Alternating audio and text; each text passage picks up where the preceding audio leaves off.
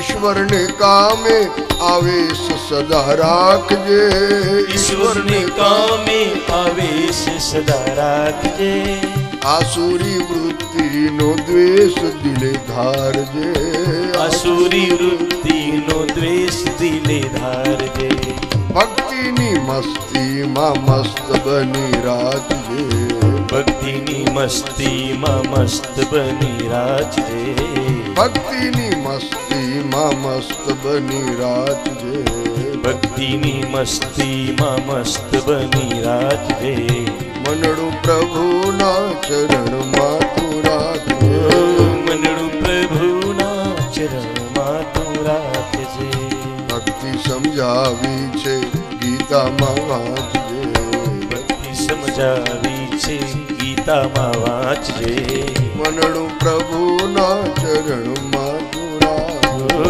મનડું પ્રભુના ચરણમાં તું રાખજે, મનડું પ્રભુના ચરણમાં તું રાખજે, મનડું પ્રભુના ચરણમાં તું રાખજે, મનડું પ્રભુના ચરણમાં તું રાખજે, મનડું પ્રભુના ચરણમાં તું રાખજે. તો ભગવાન આપણું ધન નથી માગતા, મન માગે છે. મનને નિર્મળ બનાવી શુદ્ધ કરી ચોખ્ખું કરી અને ચિદાનંદને ચરણે અર્પણ કરી દે. કનૈયા, આજથી મારું મન તમારું છે. ભગવાનને મન સોંપ્યા પછી હવે આપણું નથી. એક પણ મનમાં બુરો સંકલ્પ ન થવો જોઈએ. હંમેશા શુભ સંકલ્પ થાય જે સમષ્ટિનું હિત કરે. અને તમે જાણો છો કે આપણું મન એ જ સુખ દુઃખનું કારણ છે. બંધન અને મુક્તિનું કારણ પણ આપણું મન છે. દેવી ભાગવતમાં લખ્યું છે કે મન એવ મનુષ્યાણામ કારણમ બંધ મોક્ષયો. બંધનનું કારણ પણ આપણું મન છે અને મોક્ષનું કારણ પણ આપણું મન છે. જ્યાં સુધી મન 5 વિષયોમાં ભટકતું રહેશે, શબ્દ સ્પર્શ રૂપ રસ ગંધમાં, ત્યાં સુધી આ સંસારના બંધનો નહીં કપાય. પણ વિષયોમાંથી મન હટીને એક વખત જો હરિના ચરણમાં ચોંટી ગયું તો મુક્તિ સહજ બની જાય. એટલે મન જ બાંધે છે આપણને આ સંસાર સાથે અને મન જ છોડાવે છે. ભીષ્મ પિતામહે 11 શ્લોકોમાં ભગવાનની સુંદર સ્તુતિ કરી. ઈશ્વર સામે ઊભા છે, હરિના દર્શન કરતા કરતા ઘનશ્યામ રૂપને હૃદયમાં સ્થાપિત કરી ભગવાનની પ્રાર્થના કરતા કરતા ભીષ્મના પ્રાણ પ્રભુમાં લીન થઈ ગયા છે. જીવન ધન્ય બની ગયું.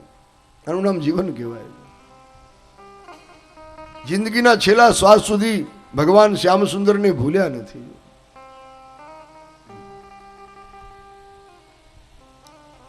નજીકમાં ભાગવતમાં 3 સ્તુતિ બતાવી. ઉત્તરાજીની સ્તુતિ, કુંતાજીની સ્તુતિ અને ભીષ્મની સ્તુતિ. ઉત્તરાજીએ ભગવાનની જે સ્તુતિ કરી એ દુઃખમાં કરી, કુંતાજીએ ભગવાનની જે સ્તુતિ કરી એ સુખમાં કરી, અને ભીષ્મે જે ભગવાનની સ્તુતિ કરી એ મરતી વખતે, મૃત્યુ વખતે કરી છે. આ પ્રસંગ તમને મને સમજાવે કે જીવનમાં ચાહે સુખ આવે, ચાહે દુઃખ આવે, ચાહે મરણનો સમય આવે, દરેક વખતે ભગવાનને યાદ કરતા રહેજો. જીવન છે તો આ બધું જ આવશે ભાઈ. કાયમ સુખ જ આવે એવું નથી, એ દુઃખ પણ આવશે. કોઈના જીવનના તમામ દિવસો કે મહિનાઓ કે વર્ષો એક સરખા નથી રહેતા. સબદિન હોતન એક સમાન, એમ આપણા સંતો કહે કે મનુષ્ય જીવનના બધા દિવસો એક સરખા નથી રહેતા. સુખ આવે તો સુખને પણ સહન કરતા શીખીએ, અને ક્યારેક ઈશ્વરની ઈચ્છાથી દુઃખ આવે તો એને પણ સહન કરવાની તૈયારી રાખવી પડશે. સુખમ આપતિતમ સેવ્યમ દુઃખમ આપતિતમ તથા ચક્રવત પરિવર્તનતે દુઃખાની ચ સુખાની ચ. આપણા સંસ્કૃતના આચાર્યો લખે કે ગાડાના પૈડાની જેમ, એક રથના ચક્રની જેમ આપણા જીવનમાં સુખ દુઃખ ફરતા રહે છે. ક્યારેક સુખ ઉપર આવી જાય, દુઃખ દબાઈને પડ્યું હોય, વળી પૈડું ફરે, દુઃખ ઉપર આવી જાય, સુખ દબાઈને પડ્યું હોય. અને એક વખત મૃત્યુ પણ આવવાનું છે, એ પણ અનિવાર્ય તત્વ છે ને ભાઈ, એને કોણ અટકાવી શકે. દરેક પ્રસંગે ભગવાનને યાદ કરતા રહીએ, એને ભૂલીએ નહીં. અને આ જ વાત ગોવિંદ દામોદર સ્તોત્રમાં કવિ કરે. સુખાવસાને ઇદમેવ સારમ, દુઃખાવસાને ઇદમેવ જ્ઞેયમ દેહાવસાને ઇદમેવ જાપ્યમ ગોવિંદ દામો દરમાધવેતિ ગોવિંદ દામો દરમાધવેતિ ગોવિંદ દામો ધર્માધવેતિ. આ શ્લોકમાં એ સમજાવે કે સુખનું ક્યારેક અવસાન થઈ જાય. સુખનું અવસાન એટલે સુખ જીવનમાંથી ગુજરી જાય, ચાલ્યું જાય, દુઃખ આવે ત્યારે ભગવાનનું નામ સાર છે, ઇદમેવ સારમ. અને ક્યારેક દુઃખનું અવસાન થાય, દુઃખ ગુજરી જાય, દુઃખ ચાલ્યું જાય અને સુખ આવે ત્યારે ભગવાનનું નામ જ્ઞેયમ, જાણવા યોગ્ય છે. અને જ્યારે અંતિમ સમય આવી પહોંચી, છેલ્લી ઘડી આપણા જીવનની મૃત્યુનો સમય, ત્યારે ઇદમેવ જાપ્યમ, ભગવાનનું નામ જપવા યોગ્ય છે. હે ગોવિંદ, હે દામોદર, હે માધવ. ભીષ્મ પિતામાં આપણને સૌને આ વાત સમજાવે છે. પણ તમે જાણો છો, મરતી વખતે ભગવાનનું નામ મુખમાં આવવું બહુ મુશ્કેલ છે. એની કૃપા વગર શક્ય નથી. કેટલાક માણસોની તો જીભ જ બંધ થઈ જાય, ઘણાની જીભ છેલ્લે સિવાય જાય, બોલી જ ન શકે. બહુ કઠિન. કૃષ્ણ કૃપા હોય તો જ માણસ મૃત્યુ વખતે પ્રભુનું નામ લઈ શકે. ઘણું કઠિન. સદગુરુ મારા ડોંગરે દાદા દ્રષ્ટાંત આપતા કે એક બાપા મરવા પડ્યા છે છેલ્લી પથારીમાં. જો દીકરા દીકરીઓ બધા ઘેરીને બેઠા છે, સગા સંબંધીઓ આવી ગયા છે, અંતિમ ઘડી ચાલી રહી છે ને બાપા બોલ્યા વાસા વાસા, બે જ અક્ષર નીકળે છે. દીકરાઓને લાગ્યું કે મારા બાપા હવે જવાની તૈયારીમાં છે. ભગવાન વાસુદેવનું નામ બોલવા માંગે, હે વાસુદેવ, આટલું કહીને પછી ભલે એમના પ્રાણ જાય, જીવન ધન્ય બની જાય, પણ આખું નામ નીકળતું નથી, ખાલી વાસા બે જ અક્ષર બોલે છે. શું કરવું? એક ભાઈએ બીજા ભાઈને કહ્યું, ભાઈ એક કામ કરીને ડૉક્ટર બાજુમાં છે, બોલાવો છું. ડૉક્ટર સાહેબને કહેજો કે તમારે જે ફી લેવી લેજો, પણ એવું ઇન્જેક્શન મારો કે બાપાની શક્તિ વધે અને આખું નામ ભગવાનનું મુખમાંથી નીકળે ને પછી ભલે બહુ મોટી ઉંમર હતી. ભાઈ દોડ્યો, ડૉક્ટર સાહેબ આવ્યા, ઇન્જેક્શન માર્યું, ત્યાં તો બાપો બોલ્યો છે. બધા કાન માંડીને બેઠા, હમણાં ભગવાન વાસુદેવનું નામ બોલશે. બાપો કાંઈક ભળતું જ બોલ્યો છે. ચકડ વકડ ડોળા ફેરો તો બાપો બોલ્યો કે સામે ઓલો વાછરડો બાંધ્યો થી સાવરણી ચાવી જાય છે. મારા જીવતા બધું ખવડાવી દેશો, મર્યા પછી શું બાકી રાખશો તમે? આ બધું એમને ભેગું નથી થયું. વાછરડાનો વા અને સાવરણીનો સા બોલીને બાપો ગુજરી ગયો. છોકરાએ કપાળ કૂટ્યું, અરે રે બાપુ ભગવાનનું નામ બોલ્યો નહીં, આ ડૉક્ટરની ફી માથે પડી ગયું. પણ જિંદગીમાં કોઈથી જેણે નામ લીધું નથી, મરતી વખતે ક્યાંથી મુખમાં આવે? જો એ મરતા મરતા એનો જીવ ઓલી સાવરણીની સળીઓમાં રહી ગયો. હવે આવાનો ઉદ્ધાર કોણ કરી શકે? કોની તાકાત છે? બહુ કઠિન છે. કનૈયાની કૃપા વગર એનું નામ અંતિમ વખતે જીભ પર નહીં આવે. રોજ પ્રાર્થના કરવી પડશે પ્રભુને, રોજ આખું, નહીતર મુશ્કેલી થાય. એટલે જીભ પાસે આ ભક્ત કવિ યાચના કરે છે, હે મારી જીભ, તારી પાસે મારી યાચના છે, માંગુ છું કે મારો જ્યારે અંતિમ સમય આવે ત્યારે તું બીજું કાંઈ ન બોલતી. તો આમ એ વયા છે મમ દેહી જીહુએ સમાગતે દંડ ધરે કૃતાંતે વક્તવ્યમેવમ મધુરમ સુભક્ત્યા ગોવિંદ દામો દરમાધવેતિ ગોવિંદ દામો ધર્માધવેતિ. જીભ પાસે ભીખ માગી છે કે આટલું મને આપતું, કે જ્યારે યમરાજ આવે, મૃત્યુ આવે ત્યારે ગમે તે ન બોલતી, પણ હે ગોવિંદ, હે દામોદર, હે માધવ આટલું બોલી પછી ભલે મારા પ્રાણ નીકળી જાય, ભલે આ કાયારૂપી પિંજર છોડી હંસલો ઉડી જાય, કોઈ વાંધો નહીં, પણ તું આટલું જરૂર બોલજે. જીવને સમજાવે છે આ ભક્ત કવિ, એની પાસે યાચના કરે, માંગણી કરે છે. અને કેટલી બધી માંગણી કરી. આ તમે ગોવિંદ દામોદર સ્તોત્રના શ્લોકો બહુ સુંદર છે. જો જીહવે રસગ્ને, આ ફરી જીભની પાસે માંગણી, બીજો શ્લોક એના. જીહવે રસગ્ને મધુર પ્રિયાત્વમ સત્યમ હિતં ત્વામ પરમમ વદામિ આવર્ણયેથા મધુરાક્ષરાણી ગોવિંદ દામો ધર્માધવેતિ ગોવિંદ દામોદર ધર્માધવે એ જીભ મને ખબર છે કે તને મીઠો રસ બહુ ભાવે છે. મધુર પ્રિયાતમ, તને મીઠું મીઠું બહુ ભાવે છે. કડવી વસ્તુ ન ભાવે આ જીભને. કોઈ પણ કડવી વસ્તુ મોઢામાં આવી જાય તો માંડે માણસનું મોઢું બગડી જાય, માંડે થૂંકવા. પણ મીઠો રસ, મધુર રસ બહુ ભાવે છે. હવે તો જ્યારથી આ ડાયાબિટીસ નીકળ્યું ને ત્યારથી મીઠું ખાવાનું લોકો છોડી દીધું છે. બહુ મીઠાઈ લોકો નથી ખાઈ શકતા. ખાંડ ન ખાઈ શકે, મીઠાઈ ખાઈ ન શકે. જરા લુખા રોટલા ખાતા હોય છે. ઓલા લુખા ઓલા શું કહેવાય એને, ખાખરા ખાય, બીજું કાંઈ ન ખાય. પણ જીભને મીઠું મીઠું બહુ ભાવે. મધુર પ્રિયા છે આ જીભ. એટલે આ કવિ સમજાવે કે મને ખબર છે એ તારી ટેવ હું જાણું છું જીભલડી, તને મીઠું બહુ ભાવે છે. પણ ભગવાનના નામથી મીઠી વસ્તુ આ દુનિયામાં એકે નથી. સૌથી વધુ મીઠાશ હોય તો હરિના નામમાં છે. એટલા માટે એક વખત તું હે ગોવિંદ, હે દામોદર, હે માધવ પ્રેમથી બોલજે. કેટલી સુંદર વાત કરી. તો પ્રેમથી આ રીતે પ્રભુને યાદ કરી અને પછી ભલે જીવન પૂરું થાય. જીભને સમજાવતા ઘણા શ્લોકો આ સ્તોત્રમાં છે. જીહવે સદૈવમ ભજ સુંદરાણી નામાની કૃષ્ણસ્ય મનોહરાણી સમસ્ત ભક્તાર્તિ વિનાશનાની ગોવિંદ દામોદર માધવેતિ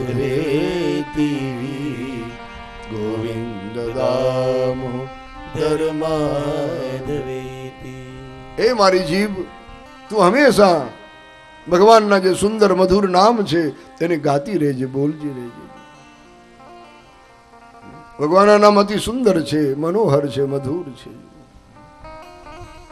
હે મારી જીભ, હે ગોવિંદ, હે દામોદર, હે માધવ, આ ભગવાનના સુંદર નામ હંમેશા તો જપતી રહેજે, ગાતી રહેજે. એ નામ જપવાથી તારી બધી જ આરતી એટલે પીડા દૂર થઈ જશે.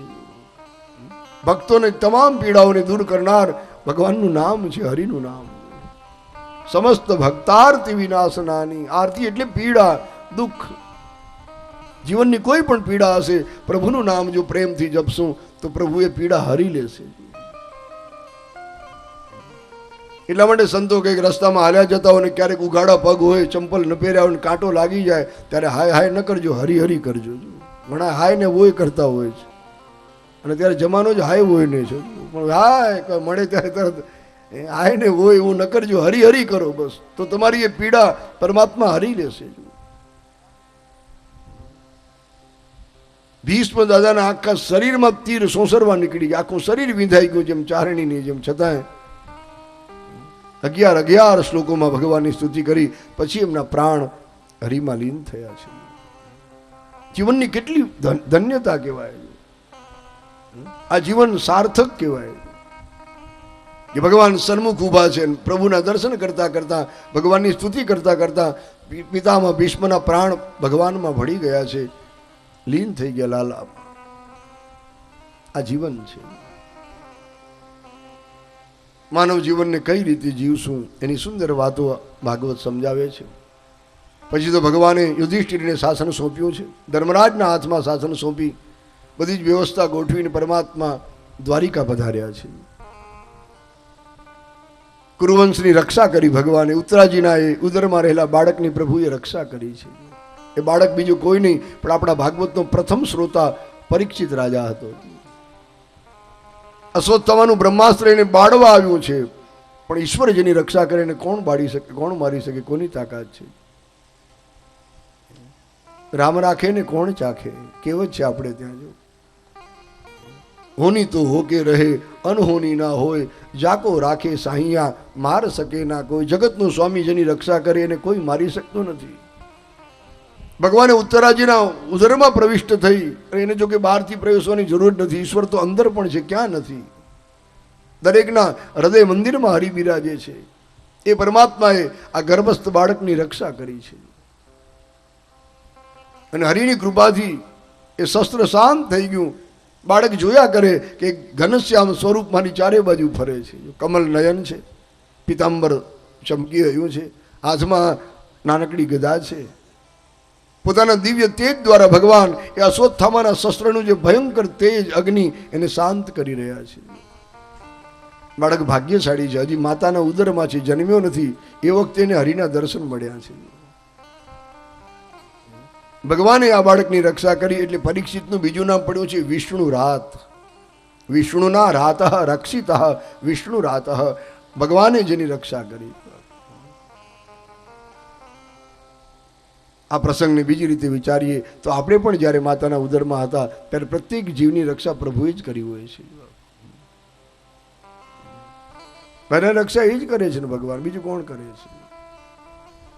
એટલા માટે એને ભૂલીએ નહીં. બસ જેટલું થાય એટલું ભગવાનનું ભજન પૂજન જે કાંઈ કરતા રહીએ, એમાં જીવનનો સાચો આનંદ છે.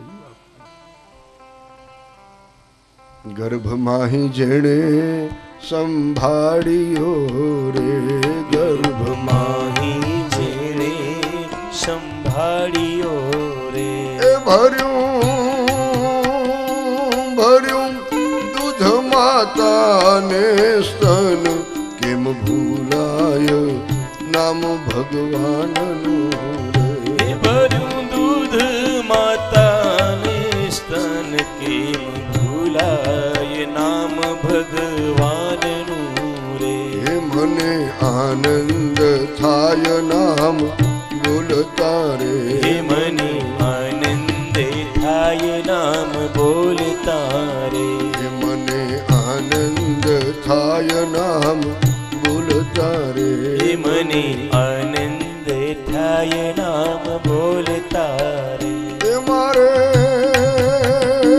મારે હૈયે હરખ નવ માય, કેમ ભૂલાય નામ ભગવાનનું રે. મારે હૈયે હરખ નવ માય, કેમ ભૂલાય નામ ભગવાનનું રે. જેણે મુજને સૃષ્ટિમાં મોકલો રે, જેણે મુજને સૃષ્ટિમાં મોકલ્યો રે. એ વળી દીધો મનુષ્ય અવતાર, કેમ ભૂલાય નામ ભગવાનનું રે. વળી દીધો મનુષ્ય અવતાર, કેમ ભૂલાય નામ ભગવાનનું રે. મને આનંદ થાય નામ બોલતા રે. મને આનંદ થાય નામ બોલતા રે. હે મારે મારે હૈયે હરખ નવ માય, કેમ ભૂલાય નામ ભગવાનનું રે. મારે હૈયે હરખ નવ માય, કેમ ભૂલાય નામ ભગવાનનું રે. કેમ ભૂલાય નામ ભગવાનનું રે. કેમ ભૂલાય નામ ભગવાનનું રે. કેમ ભૂલાય નામ ભગવાનનું રે. કેમ ભૂલાય નામ ભગવાનનું રે. બહુ પ્રાચીન ભાવગીત છે, બહુ લાંબુ છે, બે કડી મેં તમને સંભળાવ્યું, પણ એક એક કડી બહુ સુંદર છે. એ સમજાવે કે ભાઈ જીવનમાં સુખ આવે ચાહે દુઃખ આવે, ચાહે અંતિમ સમય આવે, પ્રભુનું નામ ક્યારે ભૂલજો નહીં. જેની કૃપાથી આપણને આ માનવ દેહ મળ્યો, નહીં તો મને ઘણી વાર થાય ક્યાંક બીજા શરીરમાં બેસાડી દીધા તો આપણી શું હાલત થાત, જરા વિચાર તો કરો ભક્તો. કોઈ પશુમાં, કોઈ પક્ષીમાં, કોઈ નાનકડા જીવજંતુમાં બેસાડ્યા તો આપણને આનંદ ક્યાંથી મળે? જે આનંદને અત્યારે આપણે લૂંટી રહ્યા છીએ બેસીના મંડપની છાયામાં, પશુ પંખીમાં બેસાડ્યા તો આવો લાભ ક્યાંથી મળે? પણ હરિએ અનહદ કૃપા કરી આપણા ઉપર, અતિ કૃપા, કે આપણને આ માનવ શરીર મળ્યું. ભલે સંસારના વ્યવહારના પોતાના પરમાર્થના જે થાય કામકાજ કરજો, એની ના નથી, પણ કામ કરતા કરતા પ્રભુનું નામ ભૂલાય નહીં એ યાદ રાખીએ, બહુ જરૂરી છે. સંતો સતત સમજાવે કે કામ અને નામ બેને સાથે રાખજો, એનો સમન્વય કરજો. કામ કરતા કરતા જો હરિનું નામ જપતા રહેશું, આ જગદંબાનું નામ જપતા રહેશું, તો એ કામ ધાર્યા કરતા પણ અતિ સુંદર બનશે. આપણી ધારણા કરતા પણ એ દિવ્ય બની જશે, કે નામની શક્તિ એ કામમાં ભળશે. બસ ટેવ પાડવાની જરૂર છે. આ લુલીબાઈને જીભને ટેવ પાડો. જે ગાળો દેવાની ટેવ પાડી છે ને એને બદલે ગોવિંદનું નામ જપવાની ટેવ પાડીએ. બસ આટલું ફરક કરવાની જરૂર છે. અમુક લોકો તમે જો ભગવાનનું નામ ન લે, જીભથી ગાળો ધબેડે રાખે છે. જરા કામ કાંઈક થયું નથી માંડે ગાળો બોલો. પણ એને ખબર નથી કે આ મહાપાપ તું કરે છે ભાઈ.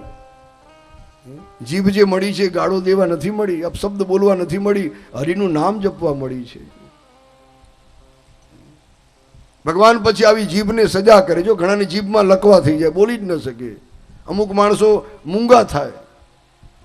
મૂંગાના માણસના મોઢામાં તમે જોજો જીભ તો હોય પણ બોલી ન શકે. સમજો કે આ માણસે પહેલા જન્મમાં ઘણાને ખૂબ ગાળો દીધી હશે, ઘણા અપશબ્દ બોલ્યો હશે, એટલે જ એની જીભને ઈશ્વરે સજા કરી છે.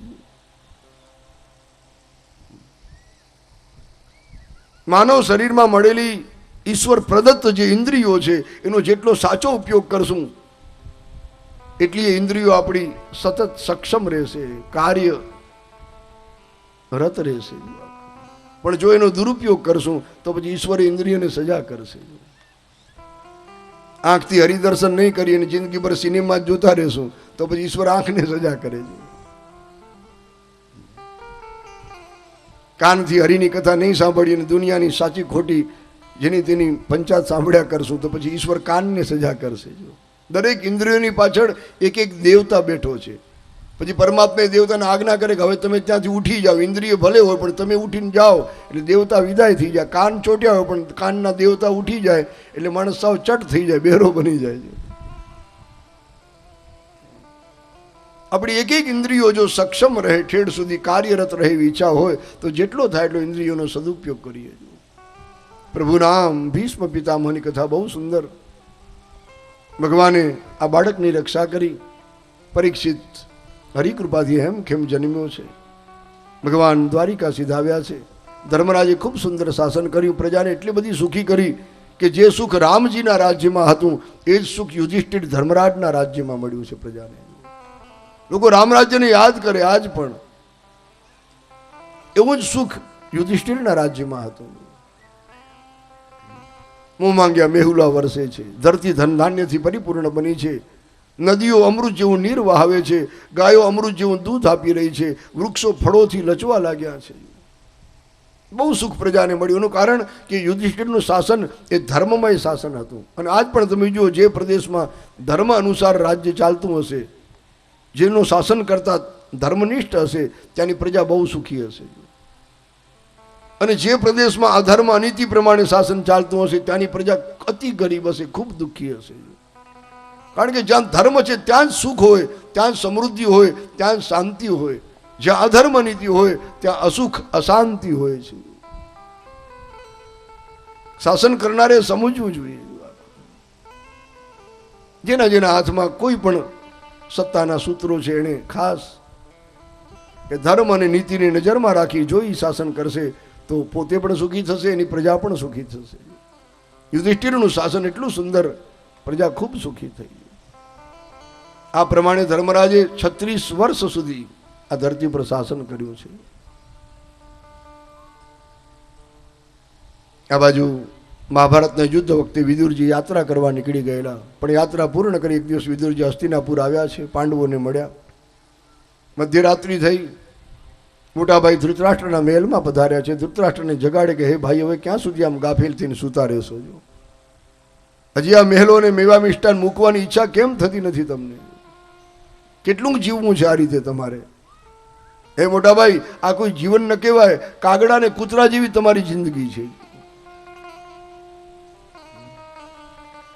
જેમ કોઈ કૂતરાને લાકડી મારે તો પૂંછડી દબાવીને ભાગે ને, જેવું રોટલાનું બટકું દેખાડે તો પૂંછડી પટપટાવતો આવે. હે ધૃતરાષ્ટ્ર, હે બડે ભૈયા, તમારી એવી જ હાલત છે.